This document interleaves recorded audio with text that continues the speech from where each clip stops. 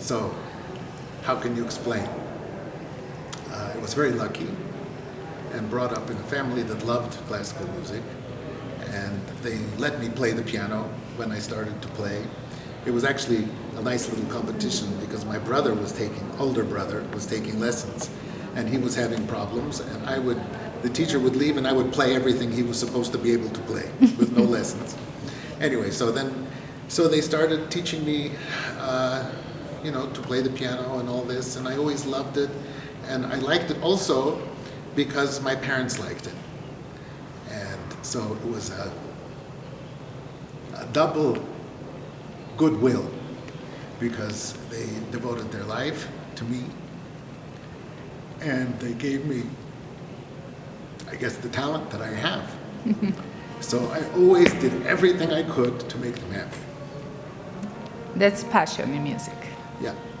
Well, with any artist that I'm with, no matter whether they're very famous or not so famous, it's a huge responsibility in many different ways because you have to respect the interpretation of the soloist.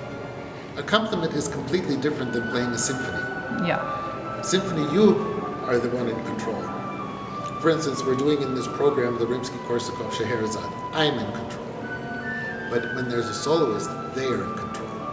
So we must follow them, and we must be with them, and we must be able to feel their energy and their direction of where they're going, whether it's coming ahead, going back, this. So we have to follow very, very carefully. Luckily, with pianists, I was a pianist. And so I was, I know the repertoire very well. And so it's maybe a little bit easier for me to conduct these piano concerti than for somebody else that's maybe played the violin or something, because we all had to play something. With the story with Trifonov was actually it's one of those one in a million stories. When I was working in Russia, I was working in Moscow, and I was giving scholarships from an organization called the Guzik Foundation. So I would have 30 scholarship students in Moscow, 30 in St. Petersburg, 30 in Armenia. And so I would make auditions, and all of a sudden his teacher called me, Trifonov's teacher, Tatiana Zelikman, and very famous piano teacher. And so she called me, she says, I have this young boy, he's only 14 years old, and I think you should hear him. I think he's very special. So in the auditions, she brought him, and I knew that this was a star. I knew he was going to be a star. And 2 years later, we brought him to the United States. He did a concert tour here, and then the year later, he auditioned for all of the conservatories in the New York area. He got a full scholarship everywhere. He was 17 years old. And he finished school in Russia. And he came to the Cleveland Institute, is where he chose to study, with a fantastic pianist and pedagogue and teacher, Sergei Babayan, whom his teacher had known in Russia before he emigrated to the United States. So it was a number of years he was there, and he started to go into all the competitions, and 2-3 years that he was at the Cleveland Institute. And he started winning all the competitions, and then of course he won the big prize at the Tchaikovsky competition. And that was the beginning of his big career. And so I'm very, very, very proud of him. I think he's an extraordinarily talented grown man now. He's in his early 30s. He's married to an absolutely lovely woman from Dominican Republic. And so their baby speaks Spanish with the mother, Russian with him, and English in the kindergarten. So it's the best way to learn the language. But it's always very exciting to see the people that you have been following for many years, to see them grow. As a matter of fact, in that particular Tchaikovsky competition, 3 of my Guzik Foundation students, scholarship recipients, won the top prizes. Narek Akhnazaryan, fantastic cellist, won the first prize as a cellist, and Sergei Dogadin, there was no first prize, but Sergei Dogadin, violinist, got the second prize. So all three Guzik people that I had been helping and sponsoring, they all won the prizes that year.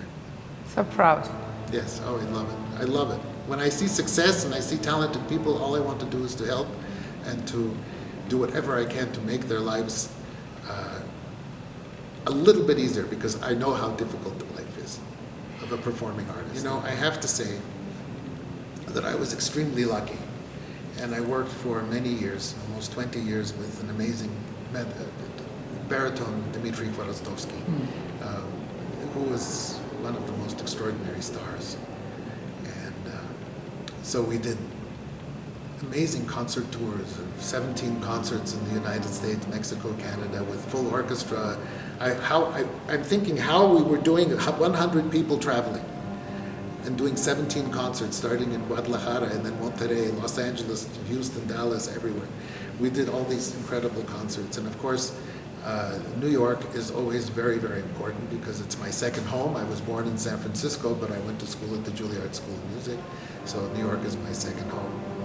And the concerts there at the Great Performers Series at Lincoln Center, then at Carnegie Hall, with him, with the amazing other singers that I worked with. And of course, Moscow, the Great Hall of the Moscow Conservatory, was always an incredible treat, because you knew of all the great people that stepped on that stage.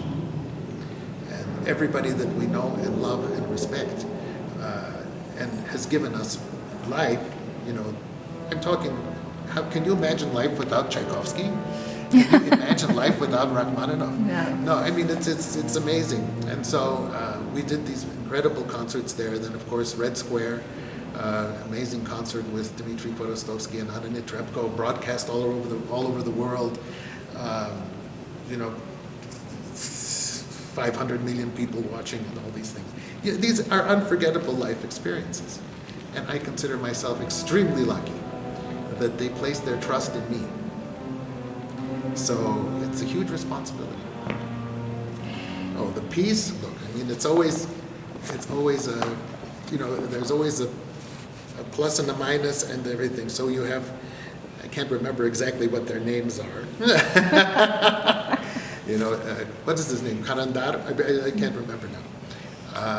But he's the main guy, and he's waiting for Scheherazade to come. And when you have to feel that music, you have to feel her elegance, and he's waiting for her. He's waiting, and finally she arrives, and everything ensues, and then she goes. So it starts with tragedy and it ends with tragedy. So he never gets the love of his life. Like in real life. But so there's a lot of stuff that goes on there, and of course, the Baghdad scene and this scene and that scene. I think they were all enamored with the Far East, the Middle East, this Orientalism, and who doesn't know that violin solo?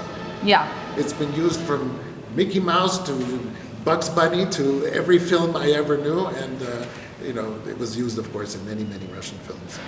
And it's an amazing work, and it's one of the things you cannot imagine that we wouldn't have.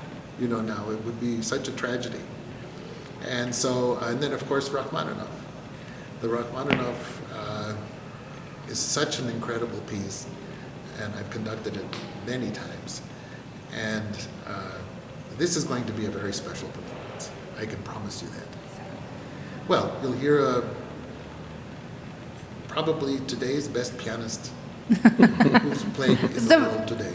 The small detail. Yes, a very small detail. And secondly, it's a very personal interpretation. And you're going to hear maybe something that you haven't heard before from somebody else. And that's where, when you say, well, what is it? Well, it's that drop of genius. It's that drop of the gift that these people were given, and that they're properly exploiting that gift, which I find many times I'm very sad that people are given a very important gift and they throw it away. But this young man and his work ethic and the amount of things that he knows and does and conducts and plays and he composes. He's a fine composer as well. It's a very interesting personality. And so composers also have a little bit of a different